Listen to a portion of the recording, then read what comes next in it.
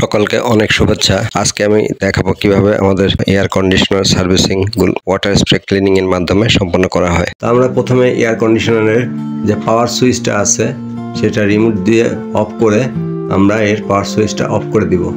এখানে আমাদের পাওয়ার সুইচটা অফ করে দিয়ে এটা খুলে দিতে হবে। খুলে দেওয়ার পরে তারপরে আমাদের ক্লিনিং এর কাজগুলো সেফটি হিসেবে করতে হবে।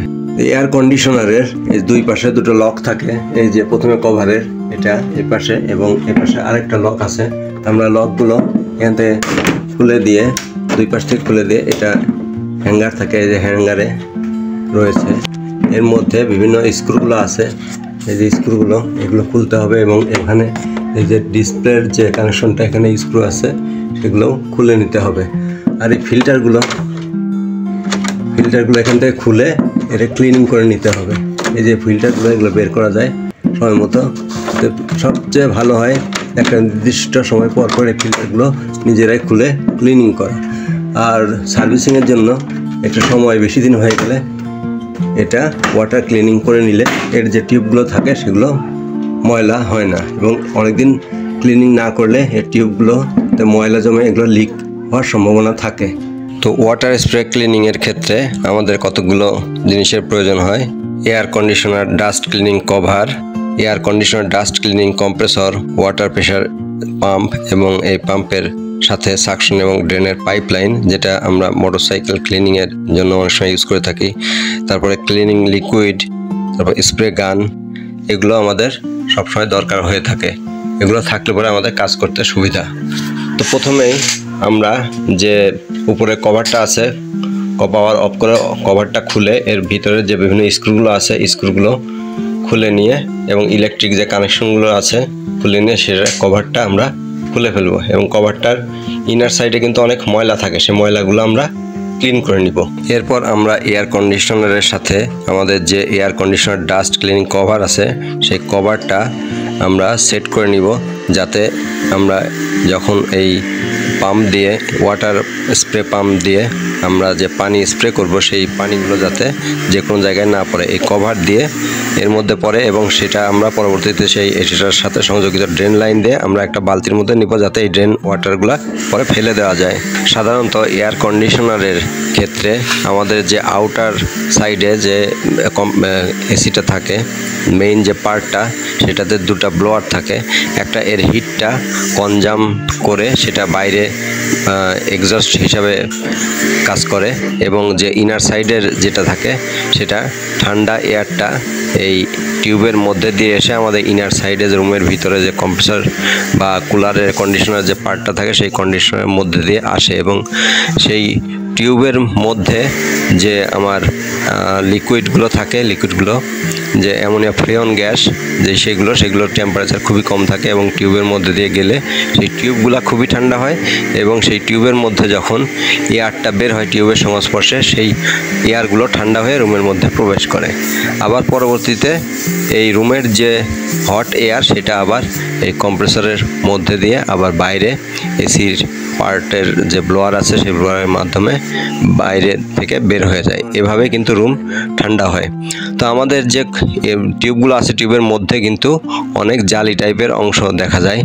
এগুলোর মধ্যে কিন্তু এয়ার এরিয়াটা বাড়ানোর জন্য টিউবের এরিয়াটা, কারণ আমরা নর্মাল যখন এয়ার স্প্রে করব তখন কিন্তু এই ঠান্ডা যে ফ্রিয়ন গ্যাসের ফ্লো করে সেই টিউবগুলোর মধ্যে, সেগুলোর মধ্যে কিন্তু যে এয়ারটা আসলে বাধা পাবে না। সেক্ষেত্রে আমার যে রুমের ভিতরে ঠান্ডা এয়ারটা স্প্রে করবে সেটাও কিন্তু ঠান্ডা হবে না। এই জন্য সেই এরিয়া বাড়ানোর জন্য এখানে জালি টাইপের অনেকগুলো আপনারা দেখেছেন যে দেয়া থাকে। তো এইগুলোর মধ্যে কিন্তু ময়লা জমে থাকে। এই ময়লাগুলো ধীরে ধীরে কিন্তু নিচের দিকে বেশি হয়। কাজে আমরা যখন ওয়াটার স্প্রে গানের মাধ্যমে উপর দিকে আমরা যখন স্প্রে করব, দেখা যায় যে নিচের দিকে ময়লাটা বেশি থাকে, এবং এই ময়লাগুলো কিন্তু নর্মাল ব্লোয়ার বা এই যে আমাদের যে ভ্যাকুয়াম ক্লিনারগুলো আছে নর্মাল, সেগুলো কিন্তু ক্লিন হয় না।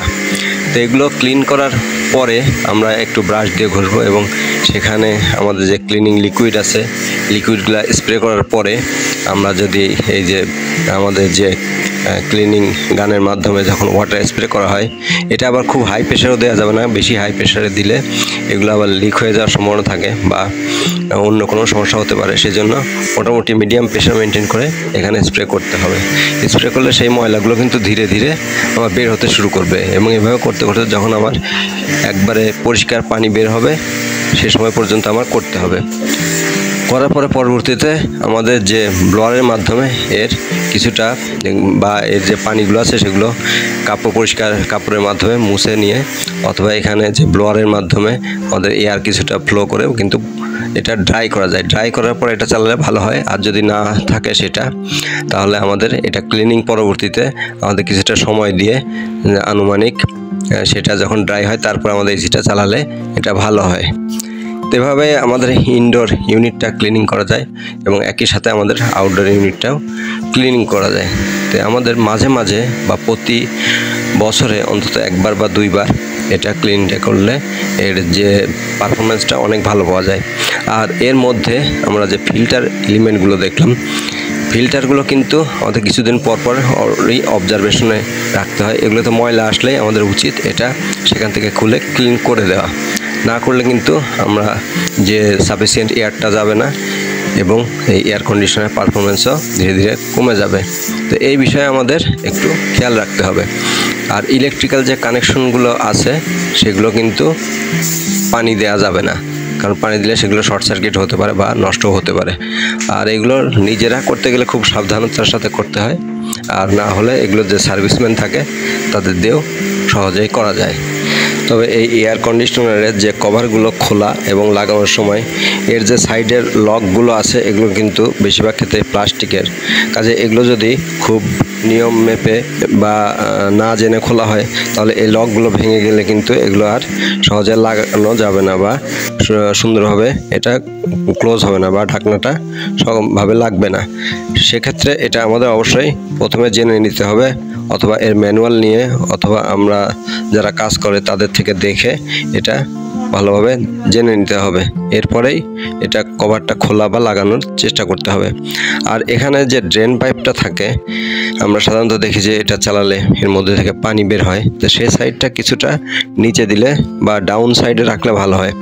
সাধারণত কিন্তু এয়ার কন্ডিশনারের দুই পাশে ড্রেন লাইন থাকে, এক সাইডে বন্ধ থাকে এক সাইডে ওপেন থাকে।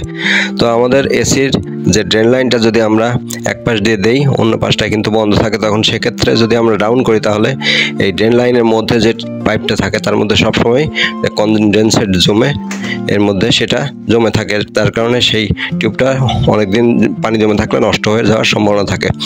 এ কারণে যেদিকে আমাদের ড্রেন লাইনটা ব্যবহার করব সেই সাইডটা কিছুটা ডাউন করে অপর সাইডটা কিছুটা আপ করে এয়ার কন্ডিশনারটা লাগালে ভালো হয়। অবশ্য এটা যদি আমরা ঠান্ডা না দিয়ে ড্রাই মোডে চালাই তাহলেও কিন্তু এর যে ময়েশ্চারগুলো ভিতরে থাকে সেগুলো কিন্তু ড্রাই হয়ে যায়, সেক্ষেত্রে অতটা সমস্যা হয় না। তো এভাবেই আমাদের ক্লিনিং কাজগুলো সম্পূর্ণ করা যায়। আর আমাদের যে আউটডোর আছে আউটডোর এয়ার কন্ডিশনারের সেটাও কিন্তু এর থেকে সহজ। এটার উপরে যে কভারগুলো থাকে কভারগুলো খুলে আমাদের যে ব্লোয়ার ইউনিটটা থাকে ইলেকট্রিক্যাল সার্কিটের যে পার্টটা সেটা বাদ দিয়ে ভিতরে যে ব্লোয়ার ইউনিটটার যে পাখাগুলো থাকে বা এর যে ফিল্টার বা কন্ডেন্সার ইউনিটগুলো থাকে সেগুলো এভাবে স্প্রে করে সুন্দরভাবে পরিষ্কার করা নিয়ে যেতে পারে। এভাবে আমরা এয়ার কন্ডিশনারের সুষ্ঠু সার্ভিসিং করে এর স্থায়িত্ব বা এর যে আয়ুষ্কাল বৃদ্ধি করতে পারি। তো ধন্যবাদ সবাইকে।